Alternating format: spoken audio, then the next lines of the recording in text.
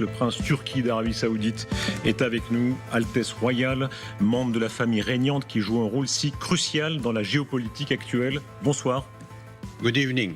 Nice to be with you. Bonsoir, c'est un plaisir d'être avec vous. Merci d'être là. Rappelons d'abord, pour comprendre le lien de famille, l'actuel roi d'Arabie Saoudite, le roi Salman, le prince, communément appelé MBS, le roi qui est votre oncle, le prince qui est votre cousin, c'est bien cela? That's correct. Oui, c'est correct. Et vous êtes vous-même le fils de l'ancien roi Faisal. Et là, on mesure la continuité du temps. Image incroyable, là, il a 13 ans.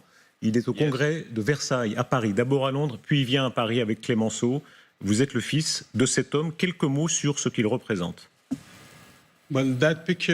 Cette photo, comme vous l'avez dit, il a été invité par le roi George de Grande-Bretagne pour représenter son père, le roi Abdelaziz, qui était alors le seigneur des provinces d'Arabie, pour venir à la conférence de paix à Paris.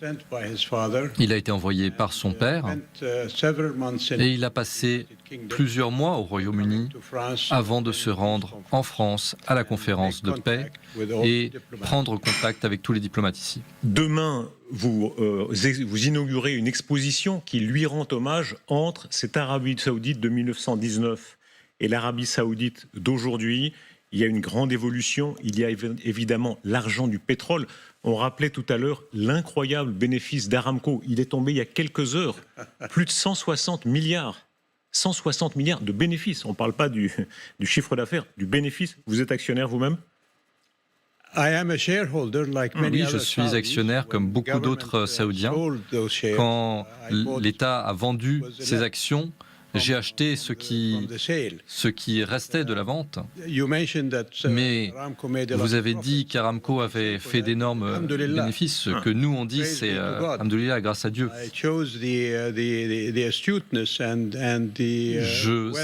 Ça montre l'assiduité et toute la réflexion du gouvernement lorsqu'ils ont vendu les actions.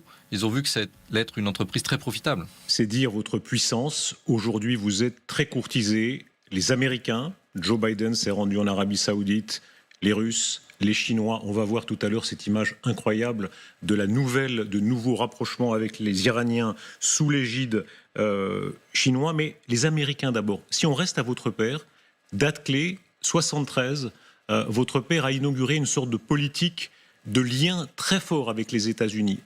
50 ans plus tard, est-ce que vous prenez davantage d'indépendance à l'égard des Américains ? Les États-Unis ont toujours été un allié stratégique de l'Arabie Saoudite depuis la Deuxième Guerre mondiale en 1945, le 14 février.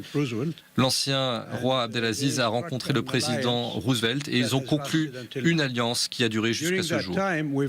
Durant cette période, on a eu des chauds et des froids comme dans toutes les relations. Mais nous reconnaissons tous deux que nous avons besoin l'un de l'autre, non seulement en termes de sécurité, mais aussi en termes économiques, en termes de contact entre peuples, toutes ces choses. C'est ce qui fait vraiment le ciment de cette relation. Et pourtant, Votre Altesse, on a vu le président Biden aller rencontrer le prince MBS, en dépit de l'affaire Khashoggi, lui faire le tchèque, le supplier d'augmenter la production de pétrole, et vous ne l'avez pas fait. Qu'est-ce que c'est sinon une forme de distance à l'égard des États-Unis ?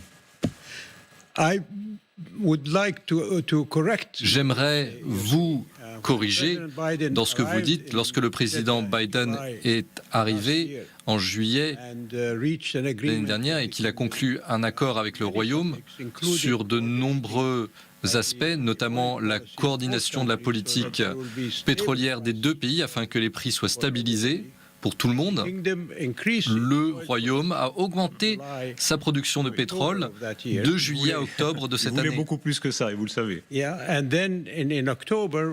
en octobre, avec l'OPEC+, ils ont décidé qu'ils allaient réduire les prix du brut Parce que l'équilibre de la production et de la demande était favorable à la production. Il y avait trop de pétrole sur le marché.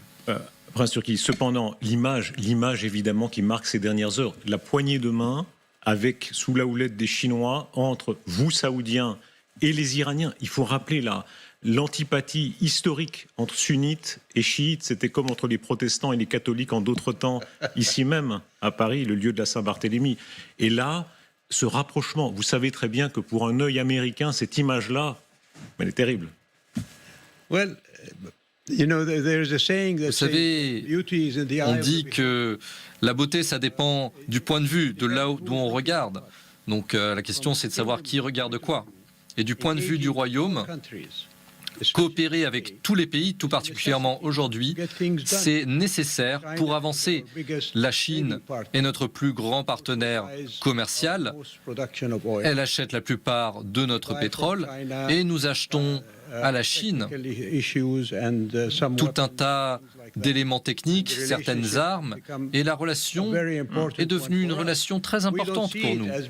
Nous, on ne voit pas ça comme étant du côté de l'un ou de l'autre. Pour nous, c'est la Chine plus les États-Unis. Est-ce que la Chine, de ce point de vue, qu'on l'apprécie ou non, est la grande nouveauté du XXIe siècle ?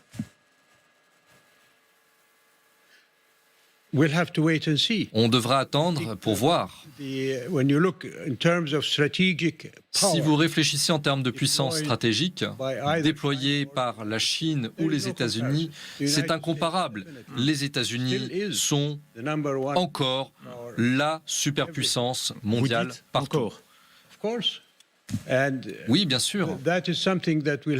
C'est quelque chose qu'on devra observer de près pour voir comment ça va évoluer. Moi, je ne serai plus là pour voir les changements du siècle à venir. Mais pour le Royaume, la relation avec les États-Unis, comme je l'ai dit, est une relation stratégique. Ça ne va pas être affecté par notre relation avec la Chine. Ce qui frappe évidemment, c'est aussi votre position sur l'Ukraine. Vous avez deux mains. D'une main, vous donnez 400 millions de dollars à l'Ukraine. Et de l'autre main, vous serrez la main de cet ennemi mortel qu'est l'Iran. Est-ce que ça veut dire que vous vous considérez aujourd'hui comme pleinement libre, traitant avec tout le monde ? C'est comme ça que les choses ont évolué, en raison des politiques et des actions des grandes puissances. Nous n'avons pas créé la situation en Ukraine. Nous avons des bonnes relations avec les Ukrainiens, ça fait 30 ans. Nos relations avec l'Iran, à l'époque, étaient brisées depuis 7 ans déjà. Et on a essayé de réparer notre relation avec l'Iran. Et dans le même temps, vos pays et les États-Unis et d'autres pays en Europe essayent d'avoir un accord avec l'Iran. N'oublions pas les pactes qui ont été signés, ils sont toujours sur la table. Et vous, les Européens et les Américains, vous négociez toujours avec les Iraniens.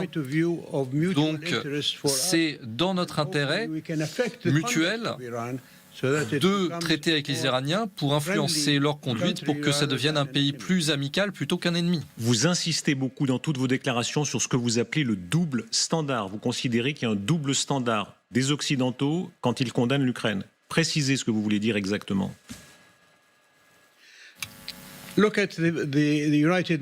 Regardez le Conseil, les résolutions du Conseil de sécurité de l'ONU sur le conflit israélo-palestinien. Aucune n'a été mise en œuvre.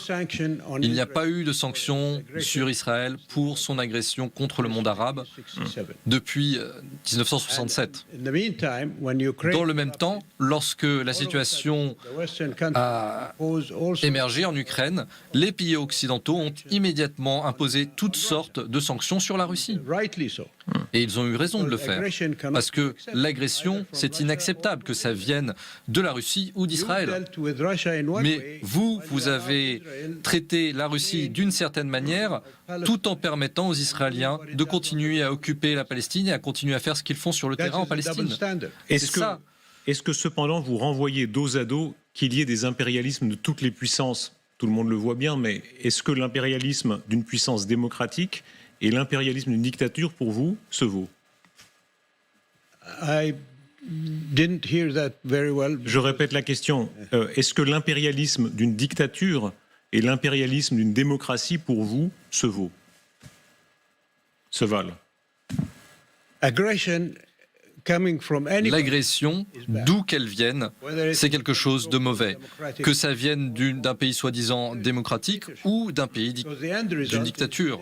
Le résultat, au final, c'est la mort de personnes innocentes. Et on voit la souffrance des Palestiniens depuis 1967. C'est une souffrance insupportable. L'Occident n'a pas pris les mêmes mesures contre Israël que les mesures que l'Occident a prises contre la Russie lorsqu'elle a attaqué l'Ukraine. C'est là qu'on dit qu'il y a un poids et deux mesures. Ça n'a rien à voir avec le fait d'être une dictature ou un État démocratique. Il s'agit simplement de réagir à la souffrance qu'on inflige à un autre peuple. Le prince Turki occupe dans l'histoire du siècle, des 2 siècles, une place tout à fait à part. Combien d'années avez-vous été chef des services secrets de l'Arabie Saoudite? 24 ans. Yes. Ouais. Vous êtes détenteur, sans doute, vous êtes un des hommes au monde connaissant le plus de secrets d'État. Vous avez traité avec Ben Laden à l'époque où, rappelons-le, les Américains employaient Ben Laden contre l'Union soviétique. Où est-ce qu'il est, Ben Laden, aujourd'hui, au fond personne ne sait, au fond de l'océan, quelque part? Je corrigerai encore une fois respectueusement quelque chose que vous avez dit. Les Américains n'ont pas employé Ben Laden. Ben Laden était volontaire pour aider les Afghans contre l'occupation soviétique. Il était là-bas, comme beaucoup d'autres volontaires de partout dans le monde. Il y avait aussi des volontaires européens, mais pour autant que je le sache, il n'y avait pas de contrat. Allez, n'a-t-il pas été un peu aidé, notamment en termes d'armes? Il n'a pas obtenu d'armes des Américains ou d'Arabie Saoudite parce qu'il était volontaire par lui-même.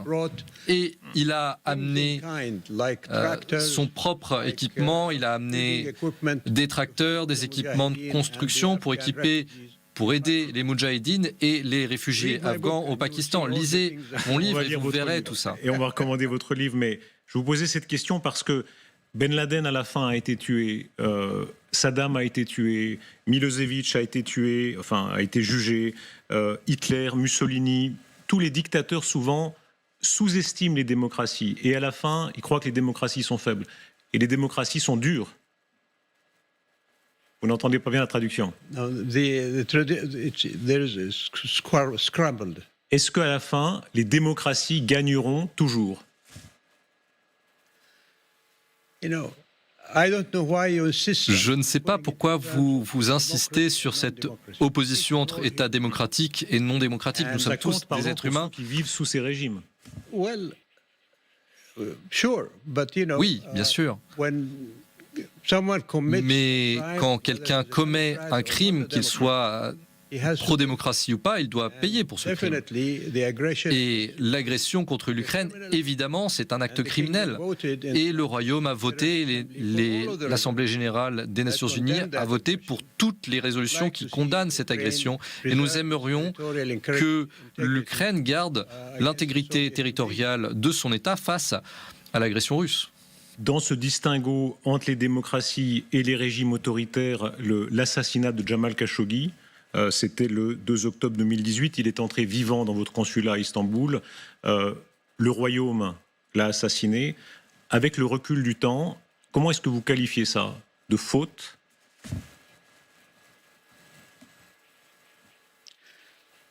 Ce n'était pas juste une erreur, une faute, c'était un crime horrible. C'est quelque chose de totalement contraire aux pratiques de l'Arabie saoudite. Jamais un tel crime n'a été commis dans l'histoire de l'Arabie saoudite. Et ceux qui l'ont commis, ils ont été jugés et ils sont en prison à présent. Qui a donné l'ordre? Les gens sur le terrain, ils ont pris la responsabilité de faire cela. C'est ce que le Royaume dit à tout le monde.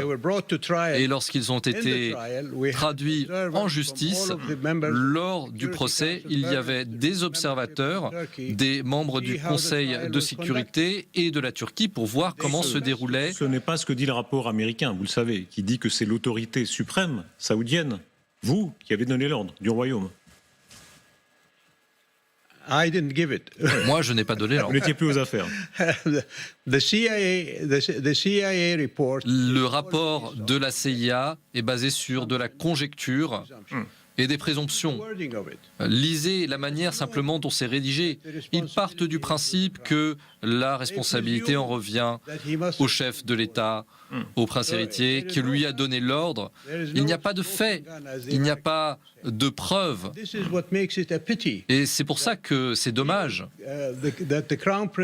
que le prince héritier ait été condamné sur la base de présomptions et pas sur la base de faits. Votre Altesse royale, la distance des valeurs entre les États, elle est bien au-delà du seul cas Khashoggi.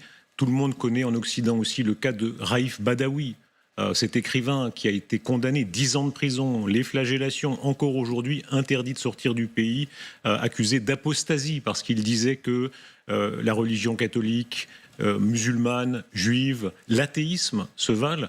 Est-ce que vous assumez ces pratiques? Est-ce qu'il y aura un changement, un Voltaire? Moi, je ne suis pas en position, je ne suis pas aux affaires, je ne peux pas vous dire quels sont les détails, mais toutes les déclarations que j'ai vues du gouvernement, c'est qu'il a commis un crime contre les lois du royaume et qu'il a été condamné pour cela. Ça, c'est ce que j'en sais personnellement.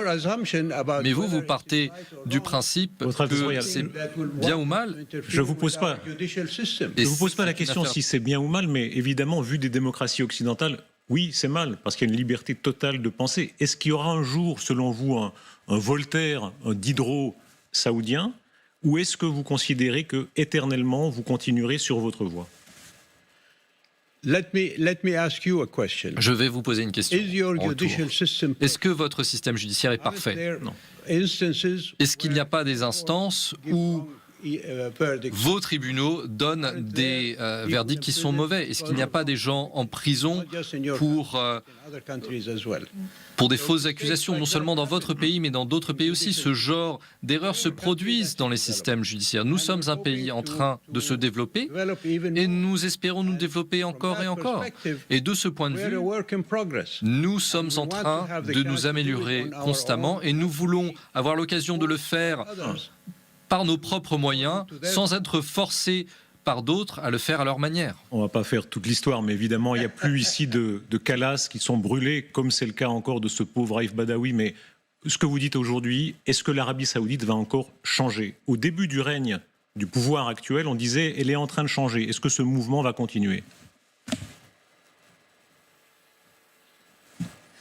Le royaume change depuis sa fondation. Le premier roi, c'était en 1932, lorsque les provinces des Hijaz et des Neji sont devenues le royaume d'Arabie saoudite.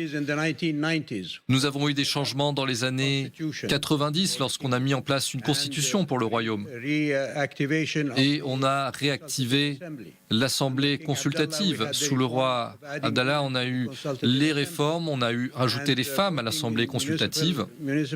Et on a eu des élections municipales sous le roi Salman. On a eu toutes les nouvelles règles, les nouvelles évolutions, les nouvelles améliorations sur le statut légal, non seulement pour les femmes, mais pour tous en Arabie saoudite.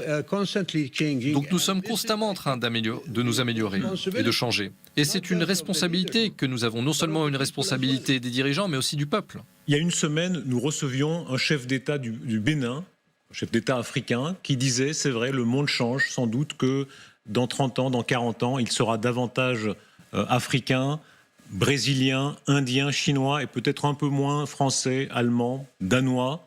Est-ce que vous pensez ça aussi? Très clairement, le monde est en train de changer.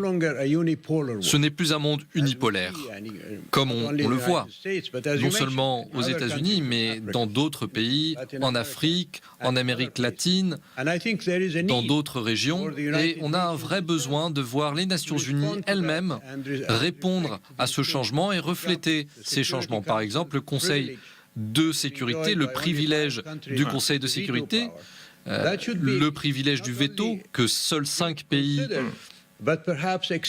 Ça, c'est quelque chose qui doit être revu et peut-être étendu à d'autres. C'est quelque chose aujourd'hui qui empêche les Nations Unies de faire leur travail. Vous considérez que l'actuel groupe des 5 sorti de 1945, France, Royaume-Uni, États-Unis, Chine, Russie, c'est le vieux monde. Ça doit changer selon vous? Je pense que c'est impératif. Je pense que ça aurait dû changer hier. Il ne faut pas attendre demain pour que ça change. Le Conseil de sécurité des Nations Unies aujourd'hui est paralysé. On ne peut rien faire. Les résolutions sur l'Ukraine, elles n'ont pas réussi à passer le Conseil de sécurité parce que la Chine et la Russie auraient mis leur veto. Vous vous souvenez des résolutions du Conseil de sécurité sur la Syrie en 2013? Il y a eu aussi un veto de la Russie et de la Chine. Avant ça, les résolutions du Conseil de sécurité sur le Moyen-Orient et sur la Palestine. Là, ça a été un veto américain. Donc on doit réaligner le pouvoir de veto au sein des Nations Unies. Est-ce qu'il y a un sentiment de revanche? On entend des Chinois se rappeler du pillage du palais d'été par les Anglais et les Français. Ça date. On entend en Afrique, beaucoup d'Africains considérer encore aujourd'hui, en 2023, que la colonisation se paye. Est-ce que chez les non-occidentaux, selon vous, il y a un sentiment de revanche? Moi, je ne peux pas parler des motivations des autres. Le royaume lui-même n'a jamais été colonisé. Donc nous n'avons jamais eu ce genre d'émotion qui influence notre relation avec les Occidentaux. Les Américains, quand même, avaient une mainmise très importante sur vous. Vous êtes en train de vous en libérer, que ça plaise ou non, mais les Américains vous dominaient beaucoup. Je pense que c'était plutôt une relation équitable qu'une relation de subjugation d'un côté par l'autre. Et c'est ça l'accord qui a été conclu par l'ancien roi Abdelaziz et le président Roosevelt lorsqu'ils se sont rencontrés en 1945. Votre Altesse royale, vous êtes sans doute, je le disais, un des hommes tenant le plus de secrets dans sa tête. Est-ce que vous écrirez une fois tout ce que vous savez? Vous savez, feu mon père, on lui demandait souvent d'écrire ses mémoires, nous ses fils. Et il n'a jamais répondu à notre demande. Un jour, on s'est tous réunis, feu ma mère, nos frères, certains de ses frères, et il s'est tourné vers nous et il nous a dit « Si j'écris mes mémoires, est-ce que je dois dire la vérité ?» Et on lui a tous dit « Oui, bien sûr, tu dois dire la vérité. » Il nous a dit « Si je dis la vérité, je n'aurai plus d'amis. » Pour lui, c'était une question, c'était important de garder les secrets pour conserver la relation avec les autres. Moi, je n'avais pas les secrets que lui avait, parce que lui était roi. Mais moi, j'ai écrit mon livre sur l'Afghanistan. J'ai écrit mon livre sur l'Afghanistan et il y a eu des choses qui n'étaient pas connues que j'ai révélées dans ce livre. Donc lisez-le, s'il vous plaît. Vous êtes parti de vos fonctions quelques jours avant le 11 septembre. Vous savez que ça suscite toutes les suppositions romanesques sur le rôle qu'a eu l'Arabie saoudite. Vous ne nous livrez pas de secret, j'en suis conscient, mais est-ce que le 11 septembre reste pour vous la date fondatrice de ce qui se passe aujourd'hui? Le 11 septembre, c'était vraiment une rupture pour le monde, la manière dont tous les pays entretenaient des relations, c'était vraiment une rupture sur la manière dont on faisait les choses par le passé, non seulement en termes de relations entre l'Arabie saoudite et d'autres pays, mais aussi pour les relations entre les gens, sur des questions d'islamophobie ou d'autres, des questions de discrimination, les questions de racisme ou de réalignement des relations internationales de certains pays. Et nous sommes toujours en train de digérer cet événement.